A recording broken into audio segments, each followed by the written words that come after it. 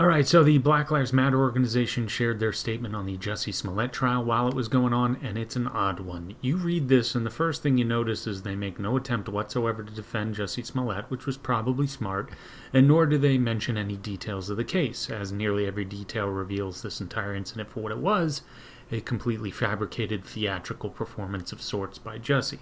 And not a very good performance, I might add, as from the day the details were released, anyone with a half-functioning brain could see the holes in this story, and were at the very least highly suspicious. But apparently, the Black Lives Matter organization did not feel that way, not because of any detail from reality, but because their narrative might be harmed in the examination of the facts of this case. In fact, if you notice, they say in this response that in an abolitionist society, this trial would not be taking place.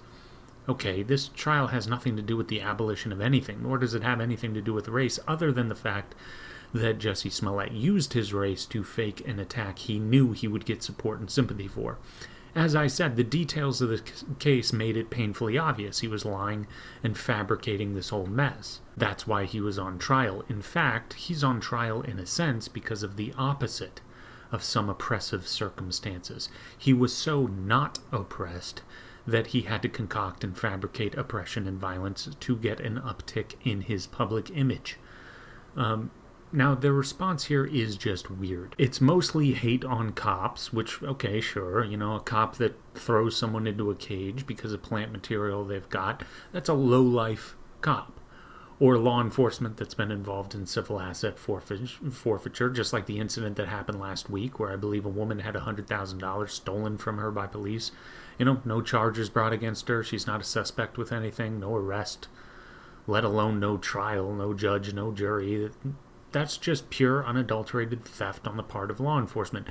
We'd be far better off with people like that being far removed from any position of authority, no doubt. But BLM, I'm not really sure what this has to do with a rich actor who faked a hate crime to increase his profile, and who, by doing so, increased needless animosity between people, something your organization doesn't seem to have a problem with, probably stemming from your Marxist roots, because it's antagonism at all costs, regardless of whether that antagonism is rooted in reality.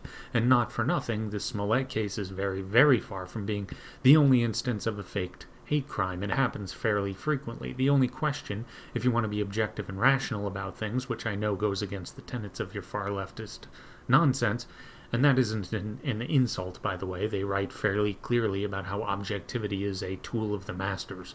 But if you were to have a viewpoint more in line with reality, which I think is kind of important, you might ask yourself why this crap happens. The answer is fairly obvious. The social credit, the support, and the sympathy you could receive from untold millions of people can be overwhelming. And it's not shocking people will BS some incident to get all of that under false pretenses. But other than that, and more importantly, this happens because, as has been said before, the supply of racism simply is not meeting the demand for it. And the demand is coming from those on the left because they need the racism to be nearly omnipresent, because that's how they get their money and power. Well, it's good to see support for these types of organizations and movements like BLM and wokeism in general are on the decline, which isn't surprising because your narrative can only be based on revolutionary daydreams for so long before people wake up. But that is it for now.